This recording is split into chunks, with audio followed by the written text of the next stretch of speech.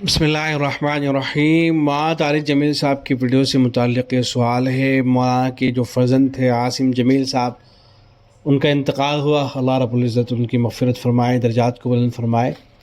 تو مولانا کی ویڈیو آئی ہے، وہاں قبر کے اوپر کھڑے ہو کر ہاتھ اٹھا کر دعا مانگ رہے ہیں اور قبر کے اوپر پھول بھی چڑھا رکھے ہیں۔ تو سوال یہ کیا گیا ہے کہ بھئی یہ تو ایک تو قبر کے اوپر اس طرح سے ہاتھ اٹھا کر مانگنا دعا اور پھر پھول وغیرہ چڑھانا ہے تو جائز نہیں ہونا چاہیے، اس کی تو کوئی گنجائش نہیں ہے، تو پھر یہ عمل کس طرح سے کیا جا رہا ہے؟ تو جواب میں عرض ہے، پہلی بات تو قبر کے اوپر ہاتھ اٹھا کر جو دعا مانگی جا رہی ہے اس سے متعلق عرض ہے۔ دیکھیں، یہ بعض علاقوں میں اصل ہمارے یہاں ہندوستان کے اندر بعض علاقوں میں تو بغیر ہاتھ اٹھائے ہی دعا کا اہتمام کیا جاتا ہے، تو اس لیے ان حضرات کو زیادہ اشکال ہو رہا ہے۔ اور ہمارے یہاں بعض علاقے وہ بھی ہیں کہ جہاں باقاعدہ ہاتھ اٹھا کر دعا مانگتے ہیں، قبرستان کے اندر جب تدفین سے فارغ ہو جاتے ہیں تو باقاعدہ ہاتھ اٹھا کر ہی دعا مانگی جاتی ہے، تو ان کو کوئی اشکال خاص نہیں ہو رہا ہے۔ تو اس میں اصل مسئلہ یہ ہے کہ تدفین سے فارغ ہونے کے بعد اگر ہاتھ اٹھا کر دعا مانگی جائے تو اس میں کوئی حرج کی بات نہیں ہے، ناجائز عمل نہیں ہے، اس کی گنجائش ہے۔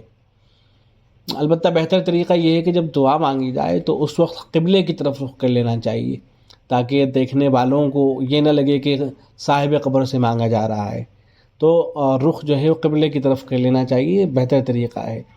تو قبر کے اوپر ہاتھ اٹھا کر دعا مانگنا یہ جائز ہے، اس میں کوئی حرج کی بات نہیں ہے۔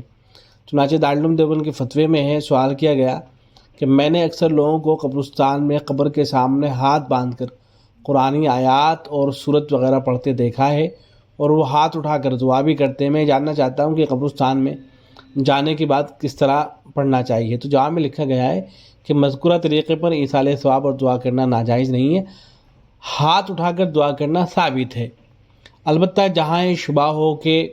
لوگ یہ سمجھیں گے کہ میت سے مانگ رہا ہے، اور وہاں ہاتھ اٹھائے بغیر ہی دعا کرنا بہتر ہے۔ آداب زیارت میں سے یہ ہے کہ کھڑے ہو کر زیارت کرے اور ہو سکے تو میت کے پیر کی جانب سے آئے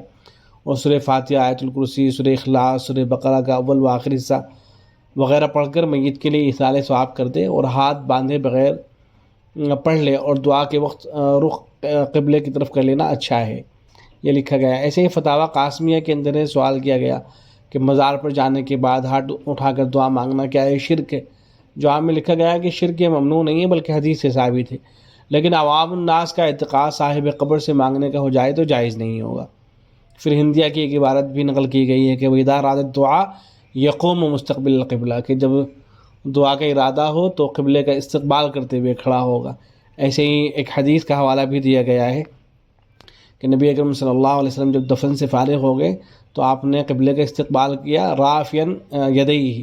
آپ صلی اللہ علیہ وسلم اپنے ہاتھوں کو اٹھائے ہوئے تھے۔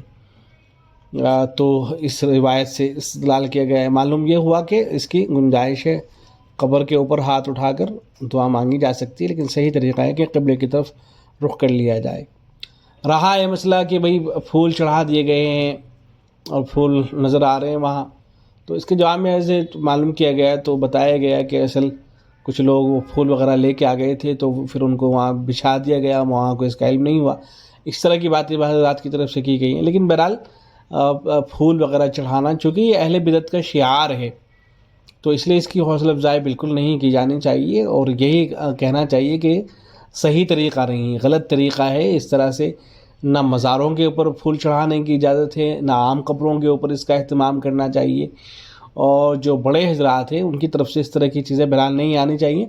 ان سے نقصان ہوتا ہے، اور جو عوام ہوتی ہے ان کے عقائد بھی بعض مرتبہ خراب ہوتے ہیں۔ وہ یہ سمجھنے لگتے ہیں کہ بھئی جب ایک عام آدمی کی قبر کے اوپر پھول چڑھائے جا سکتے ہیں تو پھر اولیاء اللہ ان کی قبروں پہ کیوں نہیں چڑھایا جا سکتا؟ اس لیے کہ ان کو تو اتنی زیادہ معلومات نہیں ہوتی ہیں نا کہ آپ اگر کسی بزرگ کی قبر پہ پھول چڑھا رہے ہیں تو کس عقیدت و احترام کی نیت سے چڑھائیں گے، اور ایک عام قبر پہ کسی نے لا کے پھول رکھ دیے ہیں تو وہاں تو وہ عقیدت اور احترام کی وجہ سے نہیں چڑھائے گا نا، بلکہ ویسے ہی لا کے رکھ دے گا پھول۔ تو اتنا فرق لوگوں کو معلوم نہیں ہوتا ہے، تو ان چیزوں سے بہرحال بچنا چاہیے، اور کوئی بھی اس طرح کا عمل کرے تو اس کو مستدل نہیں بنایا جا سکتا ہے۔ تو مولانا طارق جمیل صاحب یا کسی نے بھی اگر یہ عمل کیا ہے تو اس کو بنیاد نہیں بنایا جائے گا، اور اس سے استدلال کرتے ہوئے یہ نہیں کہا جائے گا کہ یہ عمل جائز ہو گیا ہے۔ جو ایک عمل ناجائز ہے اس کو ناجائز ہی کہا جائے گا۔ البتہ اس میں تفصیل یہ ہے کہ اگر بطور عقیدت و احترام کے کوئی آدمی پھول چڑھاتا ہے تو بالکل ناجائز ہے، اور اگر ویسے ہی لا کے کوئی کسی قبر پہ پھول رکھ دیتا ہے، کوئی شاخ رکھ دیتا ہے یا کوئی اور چیز رکھ دیتا ہے تو پھر اس کی گنجائش ہے۔ حضرت اقدس مفتی سعید احمد پالنپوری رحمۃ اللہ علیہ بڑی عمدہ بات فرمایا کرتے تھے۔ حضرت یہ بات تحفۃ المعی کے اندر بھی نقل ہوئی ہے، حضرت نے فرمایا کہ قبر پر پھول چڑھانا حرام ہے، کیونکہ چڑھانا بندگی ہے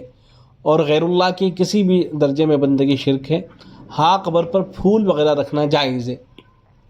اور دونوں کا فرق اس طرح معلوم کیا جا سکتا ہے کہ جو شخص پھول لے کر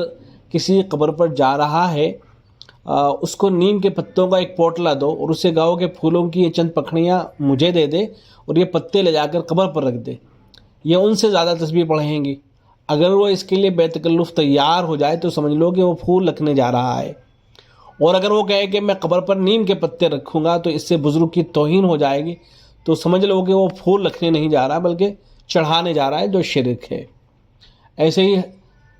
شیخ الاسلام حضرت مفتی تقی عثمانی دعوت برکاتہ اللہ علیہ نے بھی فرمایا،